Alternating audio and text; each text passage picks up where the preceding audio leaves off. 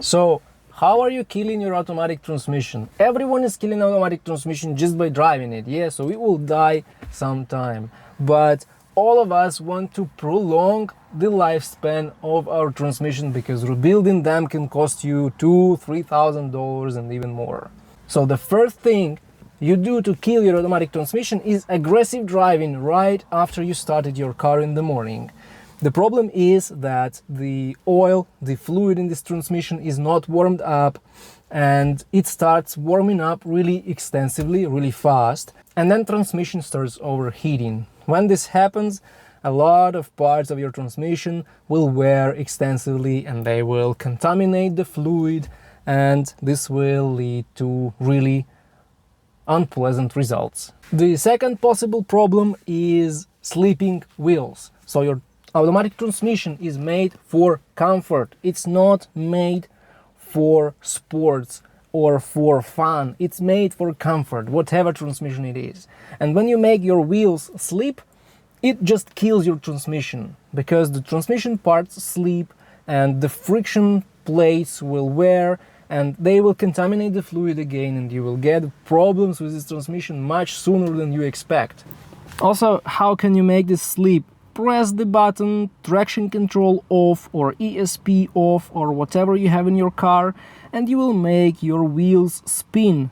When this happens, when you're driving very fast and aggressively, or when you're driving in off-road conditions and your wheels are on slippery surface, they will sleep and the transmission will not love this at all. To avoid this, car manufacturers made a lot of different systems like traction control system, electronic stability program, electronic stability control, and they called it different ways in other cars, but anyway, this is the same stability system that doesn't allow your car to go into any skids and doesn't allow your wheels to sleep.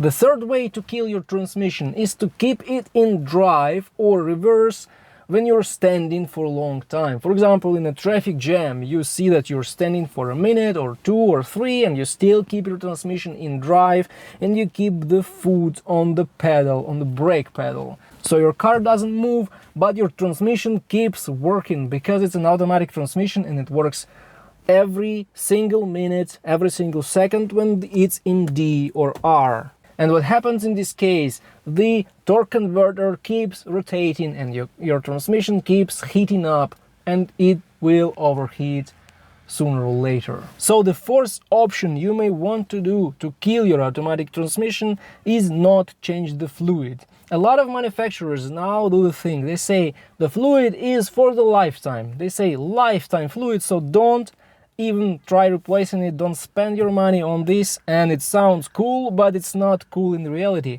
because all transmissions, all automatic transmissions require change of the fluid. Why? Because the friction plates work, the torque converter works, and they all produce kind of waste material that is all in the filter of this transmission. So this waste material goes into the fluid and then the fluid is filtered by the filter and the filter is getting full.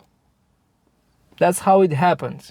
And in just some time everything will go bad because the filter will not be able to filter the transmission fluid and the fluid will be absolutely dirty and your transmission will start jerking and making other things that you don't want it to make, and you go to a mechanic and mechanic will say, oh, replacement, because you didn't change the fluid. And the fifth thing you will never want to do if you don't want to kill your transmission is leaving it in park but not applying the parking brake. What happens when you do this? When you apply park mode in your transmission, there is a little system that is called parking pole. So this parking pole engages and it holds your transmission just with a little gear and little metal part. It's not that mighty and it will not be able to hold all the weight of your car if you're parking on an incline. Even a small incline will be the problem. And when you want to drive this car, you will shift to reverse or drive and you will hear a certain clunk So the transmission will clunk. It means that the parking pole was in a very bad situation, it was engaged, and it was holding the weight of your car. It can break in this position. It can break and your car will roll back, damage some other cars, and the parts of this parking pole will get directly into the transmission. And you never know what happens after that. If you drive this car, there is a 90% chance that your transmission will be just dead in, I don't know, 100 meters.